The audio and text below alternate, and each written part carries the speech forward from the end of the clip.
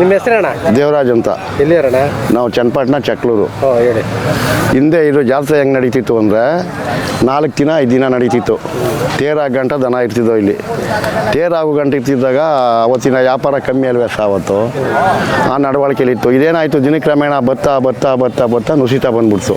ಆಮೇಲೆ ರಾಸುಗಳು ನುಸಿತಾ ಬಂದ್ಬಿಟ್ಟು ಕೊನೆಗೇನಾಯಿತು, ಜನಗಳು ನುಸಿತಾ ಬಂದ್ಬಿಟ್ಟು ಟಂಪರ್ ಕಳ್ಕೊಬಿಟ್ಟು ಜೀವನ ತಂಬನಿಗೆ. ಕೊನೆಗಿದು ಈ ಮಧ್ಯ ಡೌನೇ ಆಗೋಯ್ತು. ಬರೀ 1 ದಿನ 2 ದಿನ ನಡೀತಿದ್ದು ಸಹ. ಈಗ ಈ ಸಾರೇನೋ ಏನೋ ಕಮಿಟಿ ಮಾಡೋರು ಯಾರೋ ಪಾರ್ಥ ಸಾರ್ಥಿ ಏನು ಅಂತವರು. ಇದು ಕಮಿಟಿಗೆ ಸಲುವಾಗಿ ಸತಿ ದನ ಇರ್ತವೆ ಸಹ. ಹೇಗಿದೆ ವ್ಯಾಪಾರ? ವ್ಯಾಪಾರ ಸಾರು ನಡೀತಾವೆ. ದೊಡ್ಡ ಹಣ್ಣಿನವು ಲಕ್ಷದವು 3 ಲಕ್ಷ 4 ಲಕ್ಷ 2 ಲಕ್ಷ ನಡೀತವೆ. ಸಣ್ಣ ಹಣ್ಣಿನವು 20,000 30,000 ನಡೀತವೆ. ಮಧ್ಯವರ್ತಿಯು ನಡೀತಾ ಇಲ್ಲ. ಯಾಕಂಗೆ ಅಂದರೆ ಈಗ ಕೆಲಸ ಮಾಡೋರಿಲ್ಲ, ಗೈ ಎತ್ತಿಗೆ ಬೆಲೆ ಇಲ್ಲ, ಕಳ್ಳೆತ್ತಿಗೆ ಹುಲ್ಲಾಕ್ತಾರೆ, ಗೈ ಎತ್ತಿಗೆ ಬೆಲೆ ಇಲ್ಲ. ಮೊಳೆಗೊಂಬು ಸಣ್ಣಕ್ಕೆ ಸಾಕೋಕೆ ಸಹ ತಿಂಡಿದು ಇವೆಲ್ಲ ದುಬಾರಿ ಐತೆ, ಅವು ಮಡಿಕೋತಾರೆ. ಇನ್ನು ದೊಡ್ಡ ಹಣ್ಣಿನವರು ಹಣ ಇರೋರೆಲ್ಲ ಸೋಕಿಗೆ ಅವು ಸಾಕೋತಾರೆ. ಮಧ್ಯವರ್ತಿ ಗೇಯಿರು ಯಾರಿದ್ದಾರೆ ಸಹ ಇಲ್ಲಿ ದನ ಕಟ್ಕೊಂಡವ.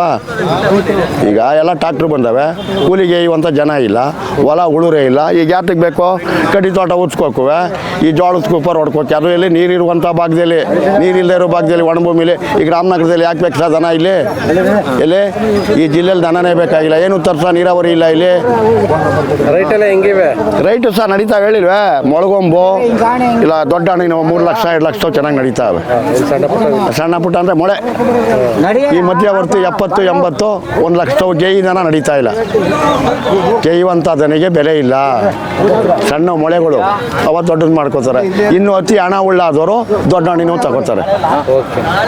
ಯಾರು ಹಣ ಉಳ್ಳಾದವರು.